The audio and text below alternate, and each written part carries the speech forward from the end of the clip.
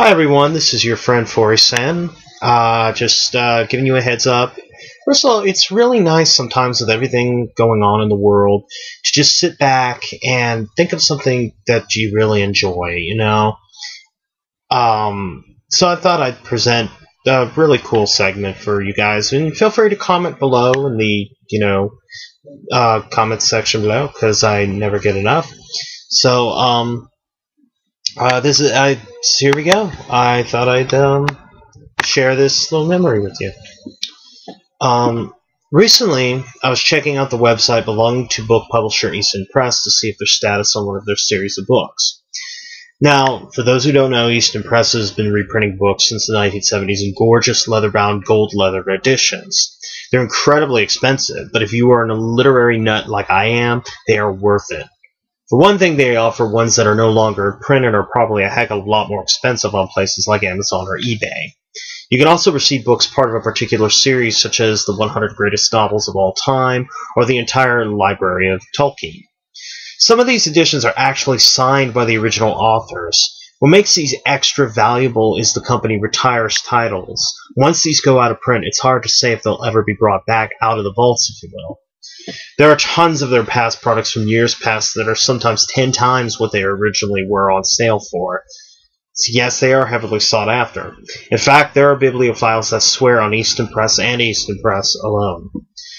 So, I was glancing through their website, and I noticed the one series that they had sadly discontinued is their Masterpieces of Science Fiction collection, of which I was a subscriber. Big shock. Thanks in part to my father, who applied me as a Christmas gift. Beginning with Frank Herbert's ecological epic Dune, you would receive one, sometimes two, novelizations per month by authors such as Arthur C. Clarke or Isaac Asimov. I was receiving these books on a regular basis until about early last year I stopped getting them entirely. At first, I thought my father had canceled the program due to expenses, but then I looked through their catalogs and did not see the line anymore. Then I checked through their online source. My disappointment had come to light. They no longer issue masterpieces of science fiction. It is truly a shame because the line was gorgeous. It was everything a literary SF fan like myself could ask for. Glistening black or brown leather covers, shining gold lettering, illustrious paintings by some of the greatest artisans in the field, including Frank Kelly Freas, Bob Eggleton, and Richard Powers. They even included a stick-on bookplate to sign your name, forever housing it within your personal library. But the best part about it was the chance of getting one of their stocked editions personally signed by the authors themselves, some of whom may have passed on years in advance. Let me give you an example. This is an edition of Isaac Asimov's The Gods Themselves, and as you can see, it's beautiful, gorgeous, with a silk bookmarker.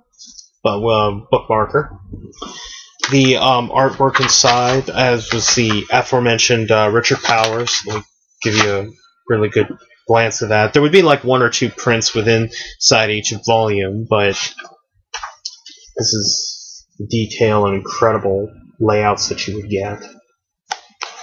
And let me see if I can get the beginning thing real quick. There you go. Look at that.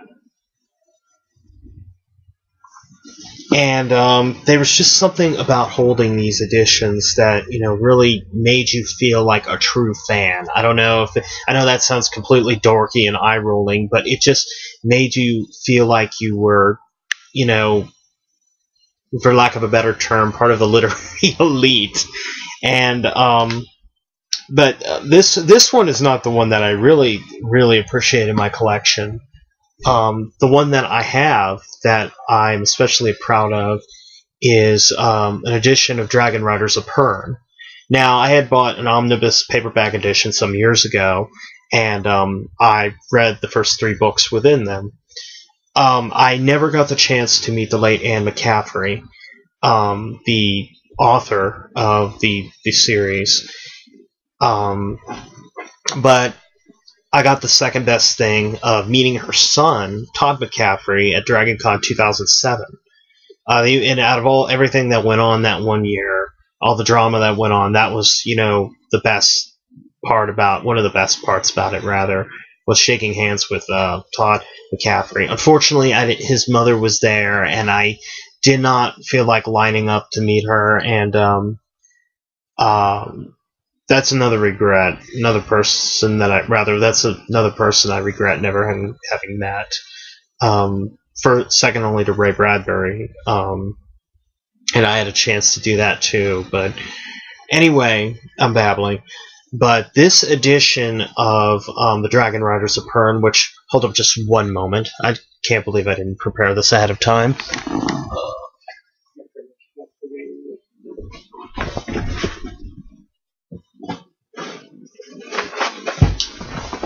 Hi, I'm back. Okay, that is testy.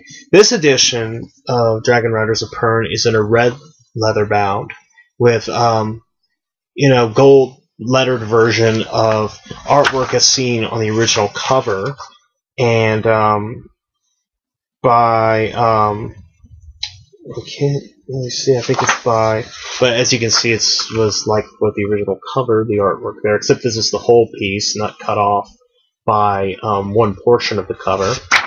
Well, there's paper, but when I received this, I was like, oh well, I have this book already. I might as well send it back.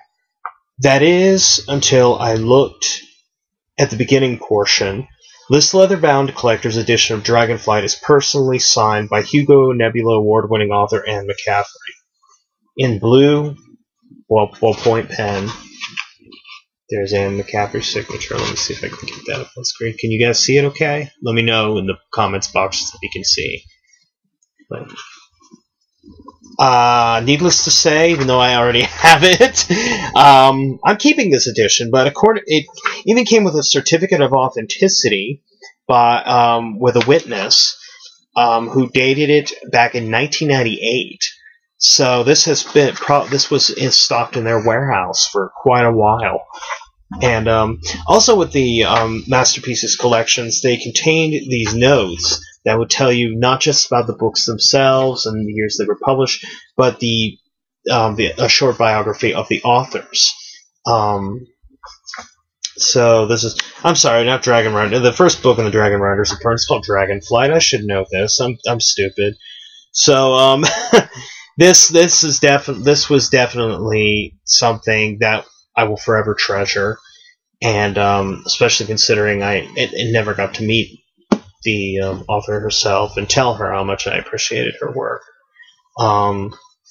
So that's my little video about Easton Press. And despite the fact they don't have this particular series anymore, don't let that discourage you from seeking out their website, because they do have other SF titles, and I think they have their best horror masterpieces and fantasy masterpieces collections out there, and they have single science fiction volumes, including the 2001 series by Arthur C. Clarke.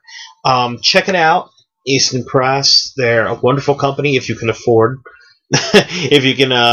their price listings. They definitely are something to look out for. This is Adam Flores Sanzalanes signing off.